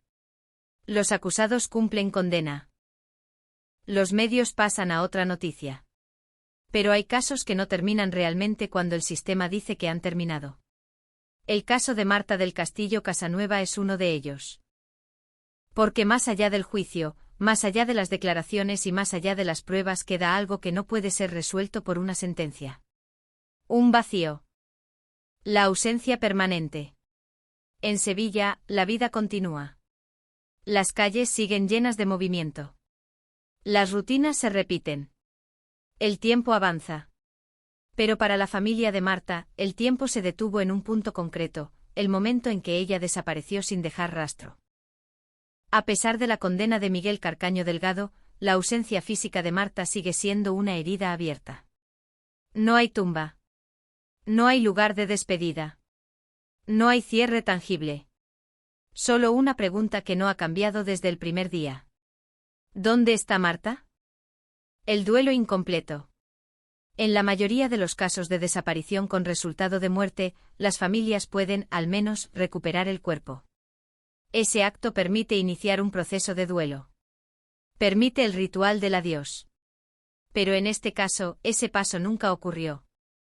Y eso transforma el duelo en algo distinto. No es solo dolor.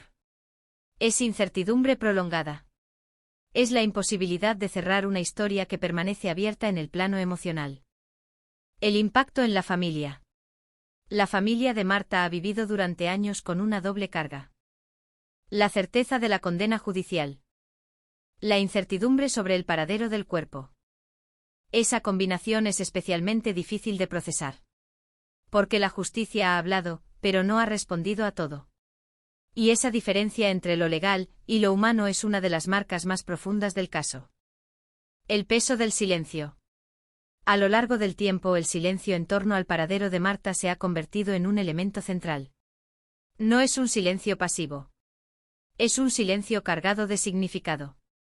Un silencio que para la familia representa la negativa a cerrar el caso por completo.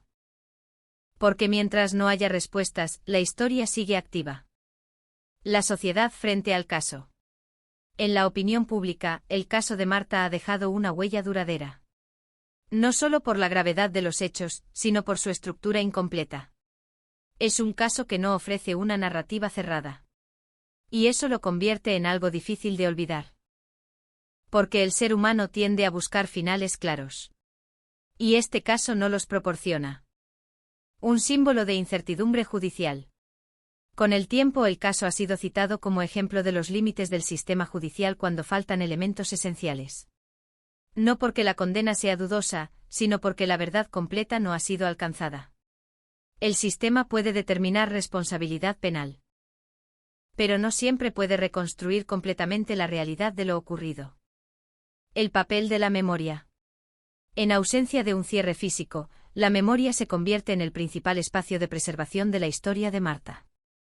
Su nombre se mantiene presente no solo en documentos judiciales, sino también en el recuerdo colectivo. Pero la memoria no sustituye la verdad completa. Solo la mantiene viva en otro formato. Las preguntas que no desaparecen. A pesar de los años, las mismas preguntas siguen sin respuesta. ¿Dónde fue trasladado el cuerpo? ¿Quién participó exactamente en la ocultación?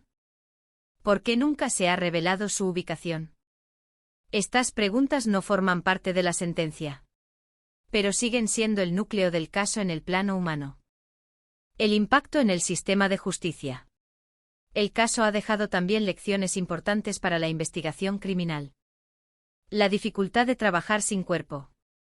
La dependencia de testimonios cambiantes. La importancia de la coherencia en las declaraciones. Los límites de la reconstrucción judicial cuando la evidencia es incompleta. No es un caso de fracaso judicial. Es un caso de límites estructurales. La diferencia entre verdad judicial y verdad total. Uno de los elementos más complejos de este caso es la separación entre dos conceptos. La verdad judicial. La verdad completa de los hechos. La primera se alcanza en el tribunal. La segunda, en este caso, sigue incompleta. Y esa distancia es lo que mantiene el caso presente en la conciencia colectiva. El tiempo como amplificador del misterio. Con el paso de los años, el tiempo no ha cerrado el caso. Al contrario, ha amplificado sus preguntas. Porque la ausencia prolongada del cuerpo ha convertido el caso en algo más que un crimen resuelto judicialmente. Se ha convertido en una historia sin final físico. La condena no como cierre absoluto. La condena de Miguel Carcaño Delgado establece responsabilidad penal. Pero no resuelve el núcleo emocional del caso. No responde a la familia. No llena el vacío. Y no elimina la incertidumbre. El lugar que no existe. Uno de los aspectos más simbólicos del caso es la ausencia de un lugar físico donde recordar a Marta. No hay tumba. No hay espacio concreto de memoria. Esto convierte el duelo en algo abstracto. Sin ubicación. Sin punto final. La persistencia del caso en la cultura pública. El caso de Marta ha trascendido el ámbito judicial. Se ha convertido en parte de la memoria colectiva en España. No por morbo, sino por su estructura incompleta. Es un recordatorio constante de que no todos los casos encuentran un cierre absoluto. Reflexión final. Este caso no solo trata de lo que ocurrió una noche en Sevilla. Trata también de lo que ocurre después. Cuando la justicia hace su trabajo pero la realidad no se deja reconstruir por completo. Cuando hay condena pero no hay respuesta total. Cuando hay responsabilidad pero no hay cuerpo. El eco de una pregunta. A pesar del tiempo, de las investigaciones, de los juicios y de las sentencias. Hay una pregunta que sigue sin desaparecer. ¿Dónde está Marta? Cierre del caso. La historia judicial ha terminado. Pero la historia humana continúa. Porque hay casos que no se cierran con una sentencia. Se quedan abiertos en la memoria, en la incertidumbre y en la ausencia. Y mientras esa ausencia no se resuelva, el caso de Marta del Castillo seguirá siendo más que un expediente cerrado. Seguirá siendo una pregunta sin respuesta. Hay casos que terminan con una sentencia. Otros terminan con el hallazgo de un cuerpo. Y luego están los casos que, incluso después de ambas cosas, siguen sin terminar del todo. El caso de Marta del Castillo Casanueva pertenece a esta última categoría. Porque aquí la historia no se cierra con la justicia formal. Se queda suspendida en algo más difícil de resolver, la ausencia. Sevilla después del caso. En Sevilla, el tiempo ha seguido avanzando. Los barrios han cambiado en algunos aspectos, la vida cotidiana continúa, nuevas generaciones han crecido escuchando el nombre de Marta como parte de la historia reciente del país. Pero en el fondo, hay algo que no se ha movido. Un caso que sigue siendo recordado no por su final, sino por lo que nunca se resolvió completamente. Un nombre que no se desvanece. El nombre de Marta no ha desaparecido del espacio público. Aparece en reportajes, en debates, en análisis jurídicos y en la memoria colectiva. Pero su presencia pública tiene una característica particular. No está asociada a un cierre, sino a una pregunta. Una pregunta que se repite una y otra vez. ¿Qué ocurrió realmente aquella noche? El acusado y la condena. Miguel Carcaño Delgado cumple condena por su responsabilidad en la muerte de Marta. Desde el punto de vista judicial, el sistema ha establecido una respuesta. Pero esa respuesta no abarca todo lo que el caso representa. Porque la condena no resolvió el elemento más importante para la familia ni para la sociedad. El paradero del cuerpo. La ausencia como elemento central. En la mayoría de los casos criminales, la ausencia de la víctima es temporal en términos físicos. En este caso, es permanente. Y esa permanencia cambia todo. No permite reconstruir el final de la historia de forma completa. No permite un lugar de memoria concreto. Y no permite, sobre todo, el cierre emocional habitual en estos procesos. La dimensión humana del caso. Más allá del expediente judicial, el caso de Marta es, ante todo, una historia humana interrumpida. Una vida de 17 años que no llegó a desarrollarse por completo. Una familia que no pudo realizar los rituales habituales del duelo. Y una sociedad que se enfrenta a la dificultad de aceptar que no todas las historias tienen un final claro. El silencio prolongado. Uno de los elementos más persistentes del caso es el silencio en torno a lo ocurrido después de la desaparición. A pesar de las investigaciones, las declaraciones y las versiones cambiantes, hay un punto que permanece inalterado. La ubicación del cuerpo nunca ha sido confirmada. Ese silencio se ha convertido en parte estructural del caso. La memoria frente a la incertidumbre. Cuando la justicia no puede ofrecer un cierre completo, la memoria colectiva toma el relevo.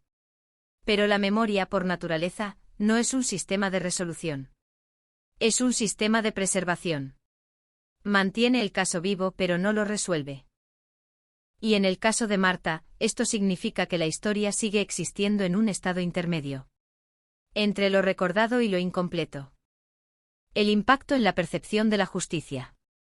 Este caso también ha influido en la forma en que muchas personas perciben los límites del sistema judicial.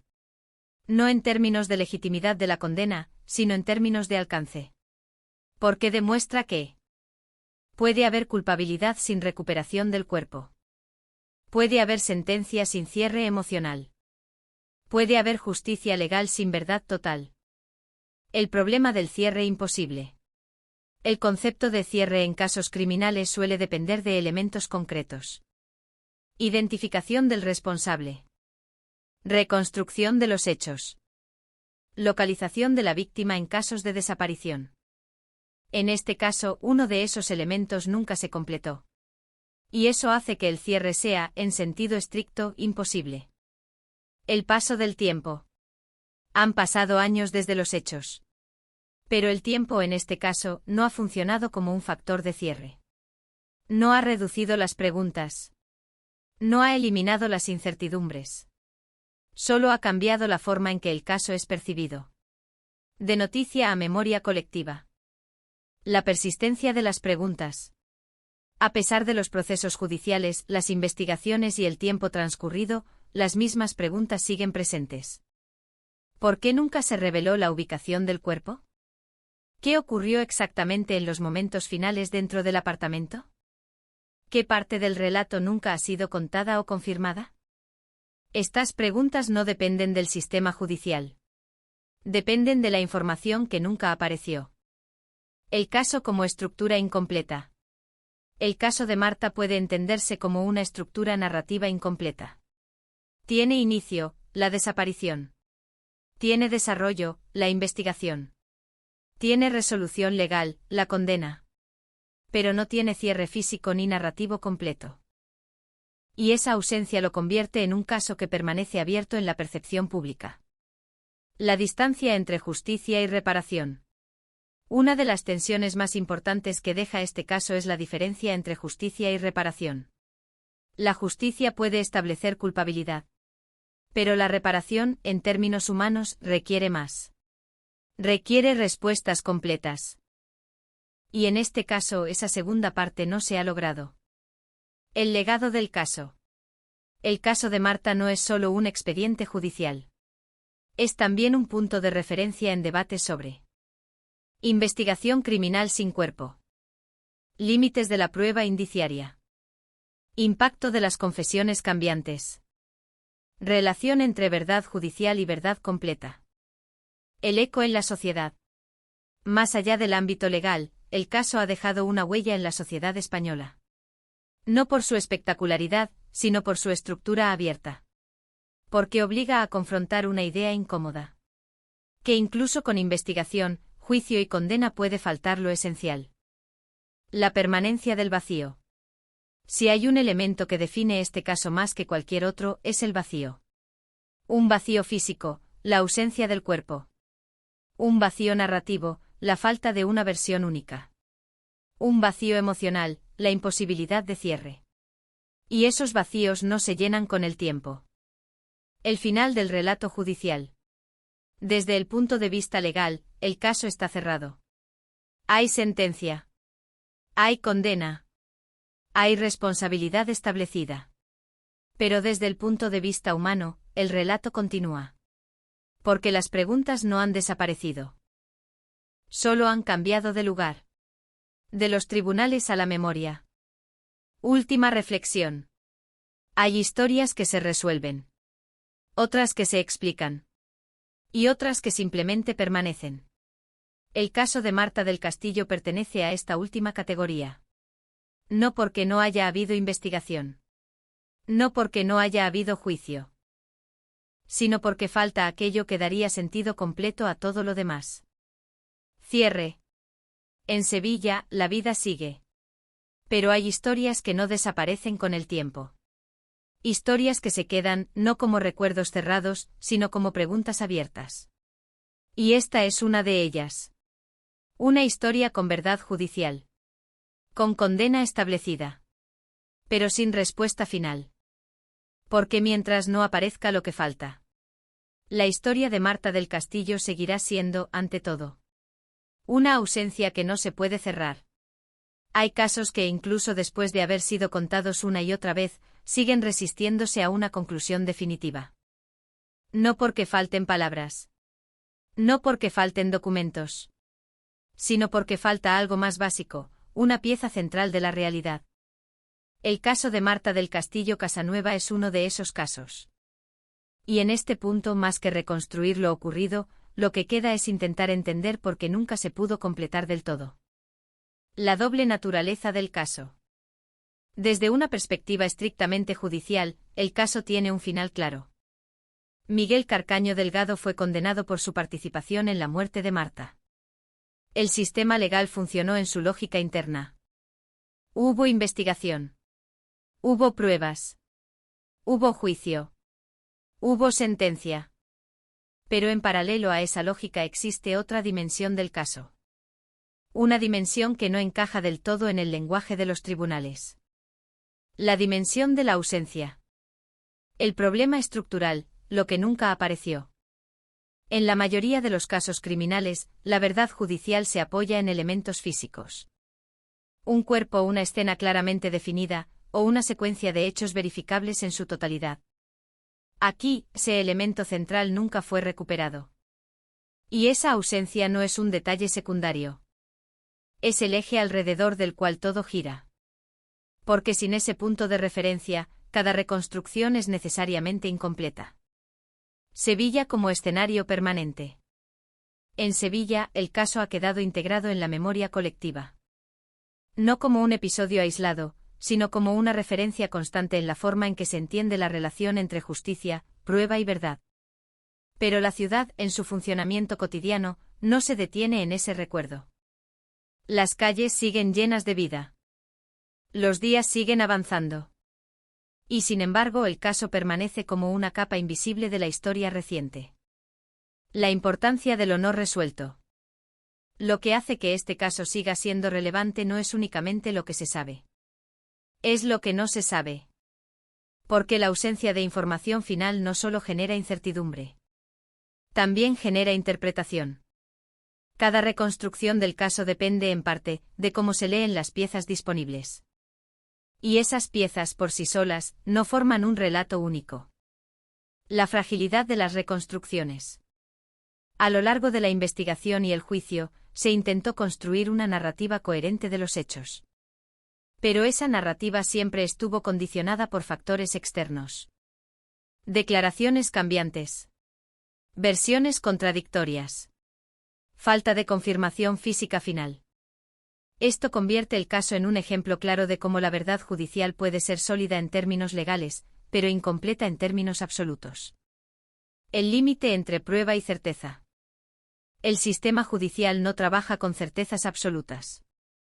Trabaja con pruebas suficientes. Y en este caso, las pruebas fueron suficientes para establecer responsabilidad penal. Pero no fueron suficientes para reconstruir completamente lo ocurrido. Esa diferencia es crucial. Porque define la distancia entre lo que se puede juzgar y lo que se puede saber. El papel de la memoria social. Con el paso del tiempo, el caso ha dejado de ser solo un expediente judicial. Se ha convertido en un elemento de memoria social. Y esa memoria no funciona como un archivo cerrado. Funciona como un espacio activo. Un lugar donde el caso sigue siendo interpretado, discutido y recordado. Pero también un lugar donde la ausencia sigue presente. La ausencia como elemento activo. En muchos casos, la ausencia es simplemente la falta de algo. En este caso, la ausencia es un elemento central de la narrativa. No es un vacío pasivo. Es un vacío que estructura todo el relato. Porque cada parte del caso remite, de una forma u otra, a lo que no se encontró. El impacto humano persistente. Más allá de los aspectos legales, el impacto humano del caso sigue siendo fundamental. La familia de Marta no solo enfrentó una pérdida. Enfrentó una pérdida sin cierre físico. Sin un lugar concreto donde situar el final de la historia. Esa condición transforma el duelo en algo prolongado, abierto y sin resolución definitiva. La tensión entre dos verdades. Uno de los aspectos más complejos del caso es la coexistencia de dos verdades distintas. La verdad judicial. La verdad incompleta de los hechos físicos. La primera establece responsabilidad. La segunda permanece fragmentada. Y esa tensión no desaparece con la sentencia. El tiempo como amplificador de la ausencia. Con el paso de los años, el caso no se ha cerrado en la percepción colectiva. Al contrario, el tiempo ha amplificado ciertos aspectos. La falta de respuestas definitivas. La persistencia del paradero desconocido. La imposibilidad de reconstrucción total. El tiempo no ha resuelto el caso. Lo ha estabilizado en su forma incompleta. El valor de lo fragmentado. Aunque pueda parecer contradictorio, el carácter fragmentado del caso es lo que lo mantiene vivo en la memoria pública. Si hubiera una reconstrucción completa, el caso se integraría en la historia cerrada. Pero al no existir esa reconstrucción, permanece como una pregunta abierta. Y las preguntas abiertas tienen una persistencia distinta. El juicio como cierre parcial. El proceso judicial cumplió su función dentro del sistema. Determinó responsabilidad y estableció una condena. Pero ese cierre es parcial por naturaleza. Porque no puede abarcar aquello que no está presente en la evidencia. Y en este caso, la ausencia del cuerpo marca ese límite de forma clara. La persistencia del interrogante. A pesar de todo lo establecido legalmente, hay un elemento que sigue sin resolverse. El paradero de Marta. Ese interrogante no pertenece únicamente al ámbito judicial. Pertenece al ámbito humano. Y por eso no se disuelve con el tiempo. El caso como recordatorio estructural. Más allá de su dimensión individual, este caso funciona también como un recordatorio. De los límites de la investigación criminal. De la fragilidad de las reconstrucciones basadas en testimonios. De la importancia de la evidencia física en la justicia penal. No como fallo, sino como límite inherente del sistema. La historia incompleta. Si se intenta resumir este caso en términos narrativos, la dificultad aparece inmediatamente. Tiene inicio claro. Tiene desarrollo documentado. Tiene resolución judicial. Pero no tiene cierre completo. Y esa falta de cierre es lo que lo diferencia de otros casos. La persistencia del nombre. El nombre de Marta sigue presente en el espacio público. No como símbolo abstracto, sino como referencia concreta a una historia real. Una historia que no se cerró completamente en el plano físico. Y esa persistencia es parte del legado del caso. Reflexión final. Hay casos que enseñan cómo funciona la justicia. Otros que muestran sus límites. Este caso muestra ambas cosas al mismo tiempo. Porque demuestra que es posible establecer responsabilidad legal incluso cuando falta una pieza esencial de la realidad. Pero también demuestra que esa misma ausencia impide un cierre completo. Cierre del contexto. En el fondo, lo que queda no es una conclusión definitiva. Es una estructura abierta. Una historia con resolución judicial, pero sin resolución total. Una verdad parcial dentro de un vacío persistente. Y quizá por eso, incluso después de tanto tiempo, el caso de Marta del Castillo sigue regresando a la misma pregunta. No a la de quién fue responsable. Eso ya fue determinado. Sino a la única pregunta que nunca ha dejado de resonar. ¿Dónde está Marta? Porque mientras esa pregunta siga sin respuesta, la historia no podrá considerarse completamente cerrada. Hay casos que se cierran porque se resuelven. Hay casos que se cierran porque se olvidan. Y hay casos que, aunque oficialmente cerrados, siguen existiendo en la memoria colectiva como si nunca hubieran terminado. El caso de Marta del Castillo Casanueva pertenece a esta última categoría. Porque incluso después de la sentencia, incluso después de años de investigación, incluso después de innumerables intentos de reconstrucción, hay algo que permanece sin cambiar. La ausencia. El final administrativo del caso. Desde el punto de vista del sistema judicial, el caso tiene un final. Miguel Carcaño Delgado fue condenado. El procedimiento legal siguió su curso. Investigación policial. Análisis forense. Juicio. Sentencia. Y con eso el sistema cumplió su función. Pero ese final es administrativo. No es emocional. No es narrativo. Y sobre todo, no es completo. Sevilla y el tiempo que sigue. En Sevilla, la vida continúa con normalidad. El tiempo ha avanzado. Nuevas noticias han ocupado titulares. Nuevos casos han surgido. Pero el caso de Marta no ha desaparecido del todo. Ha cambiado de forma. Ha pasado de ser una investigación activa a convertirse en un punto fijo en la memoria colectiva. El problema que nunca se resolvió. Hay un elemento que define todo el caso desde el principio hasta el final. La falta del cuerpo. Ese elemento no es un detalle técnico. Es el núcleo del problema. Porque sin él, todo lo demás queda incompleto. Las versiones no se pueden verificar completamente. Las reconstrucciones quedan abiertas. El cierre emocional no puede completarse. Y esa ausencia no se ha resuelto con el tiempo. El caso como estructura abierta. A diferencia de otros casos que terminan con una narrativa clara, este caso permanece estructuralmente abierto. Tiene inicio claro. Desarrollo documentado. Resolución judicial. Pero no tiene un cierre físico ni narrativo total.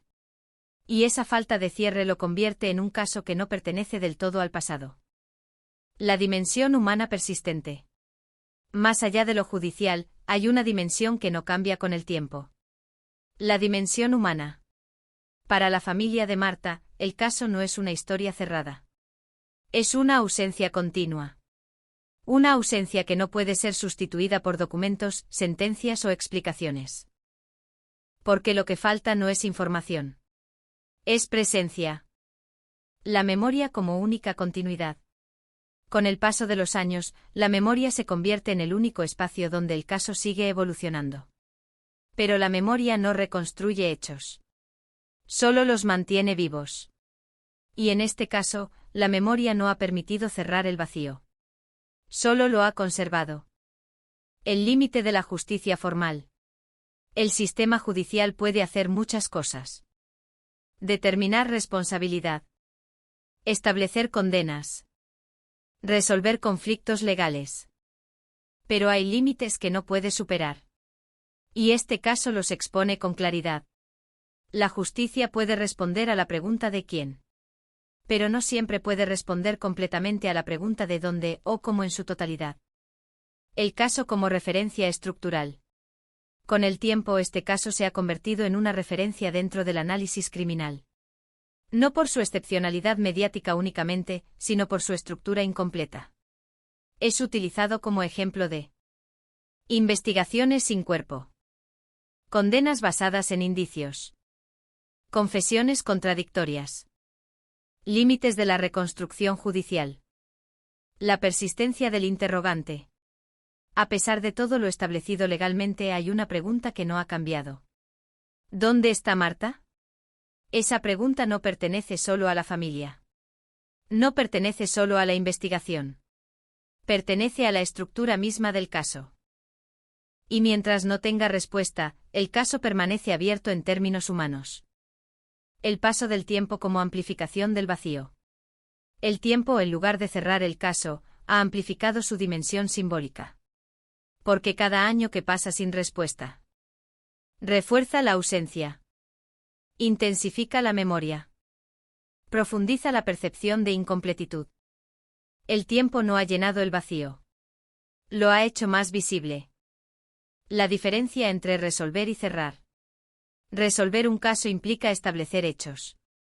Cerrar un caso implica algo más profundo. Lograr que esos hechos sean suficientes para integrar la historia en el pasado sin preguntas pendientes. En este caso, esa integración no ha ocurrido completamente. El impacto en la comprensión del sistema. Este caso ha contribuido a una comprensión más amplia de cómo funciona el sistema judicial en situaciones complejas. Ha mostrado que la evidencia puede ser suficiente para condenar, pero insuficiente para reconstruir completamente la realidad. La ausencia de elementos físicos puede limitar la narrativa final. El nombre que permanece. El nombre de Marta sigue presente. No como una figura abstracta, sino como una historia real que no ha sido completamente cerrada. Y esa permanencia no depende del sistema judicial. Depende de la memoria colectiva. El eco de lo incompleto. Si hay algo que define este caso en su totalidad, es su carácter incompleto. No incompleto en términos legales, sino en términos narrativos y humanos. Porque la historia no termina donde debería terminar una historia cerrada. La última reflexión sobre la verdad. La verdad en este caso no es una sola pieza. Es un conjunto fragmentado de elementos. Lo que se sabe. Lo que se deduce. Lo que se contradice. Lo que falta. Y entre esos elementos, lo que falta sigue siendo determinante. El cierre que no es cierre. Este epílogo no representa una conclusión definitiva en el sentido tradicional. Porque no hay conclusión completa posible cuando falta el elemento central de la historia. Lo que sí existe es un punto de estabilización. La historia ya no avanza judicialmente, pero tampoco se resuelve completamente en el plano humano. Última imagen del caso. En Sevilla, la vida continúa. Pero este caso permanece como una huella persistente. No como un capítulo cerrado, sino como una pregunta que no ha perdido su fuerza con el tiempo. Cierre definitivo. El sistema judicial ha hecho su trabajo. La investigación ha seguido su curso. La sentencia ha sido dictada. Pero la historia de Marta no se ha cerrado completamente en el único lugar donde importa para quienes la recuerdan. La ausencia no ha sido resuelta. Y así, incluso después de todo lo investigado, juzgado y escrito, el caso no termina realmente. Porque hay historias que no se cierran con una sentencia. Se cierran, si es que alguna vez se cierran, cuando lo que falta finalmente aparece. Y en este caso, eso aún no ha ocurrido.